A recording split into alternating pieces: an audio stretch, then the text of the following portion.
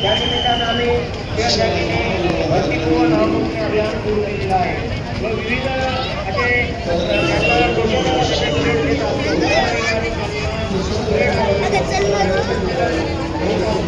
त्यासाठी आम्ही सर्व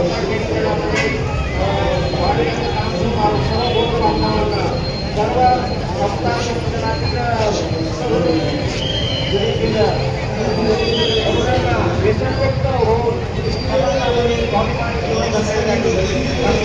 मित्रांनो, सर्वांना जय भीम. आज आम्ही आहोत डॉक्टर बाबासाहेब आंबेडकर पुतळ्या शेजारी.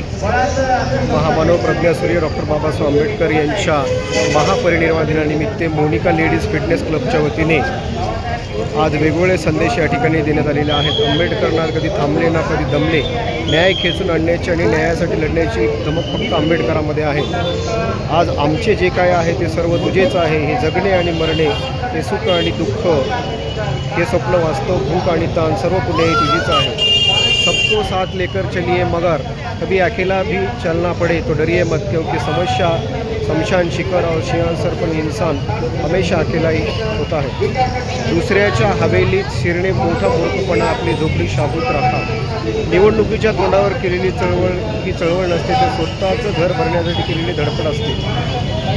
आम्ही लढण्यासाठी जन्मलो आहोत, आम्हाला लढावंच लागेल. पाखंडी आणि विकृत विचारांच्या लोकांना घाबरून चळवळ आयुष्यात कधी ध्येय गाठू शकत नाही. आपण स्वतःच्या पायावर उभे राहून आपल्या हक्कांसाठी शक्य तितके लढले पाहिजे. त्यामुळे तुमचे आंदोलन सुरू ठेवा आणि तुमचे सैन्य संघटित करा. सत्ता आणि प्रतिष्ठा संघर्षातून तुमच्याकडे येईल. भारताचे संरक्षण विशिष्ट जातीपुरते नव्हे, तर सर्व जनतेशी संबंधित असावे. जगामध्ये स्वाभिमानाने जगायला शिका. या जगात काहीतरी करून दाखवायचं आहे अशी महत्त्वाकांक्षा सदैव तुमच्याकडे असली पाहिजे. लक्षात ठेवा, जे संघर्ष करतात यश होतं. डॉक्टर बाबासाहेब आंबेडकर यांच्या महापरिनिर्वाण दिनानिमित्त मोनिका लेडीज फिटनेस क्लबच्या वतीने आणि समविचारी सामाजिक संघटनांच्या वतीने एक स्वाभिमानाचा आणि लोकशाही क्रांतिकारकांचा या ठिकाणी एक संदेश या ठिकाणी देण्यात आलेला आहे. आज देशामध्ये जी काही व्यवस्था निर्माण झालेली आहे त्या व्यवस्थेमध्ये डॉक्टर बाबासाहेब आंबेडकरांनी लिहिलेले जे संविधान आहे त्या संविधानाच्या अनुषंगाने आपण स्वाभिमानी चळवळ जर चालवली तर सामाजिक आणि राजकीय क्रांती या देशामध्ये होऊ शकते. अशा प्रकारचा संदेश मोनिका लेडीज फिटनेस क्लबनं या ठिकाणी दिलेला आहे. जय भीम, जय भारत, जय संविधान.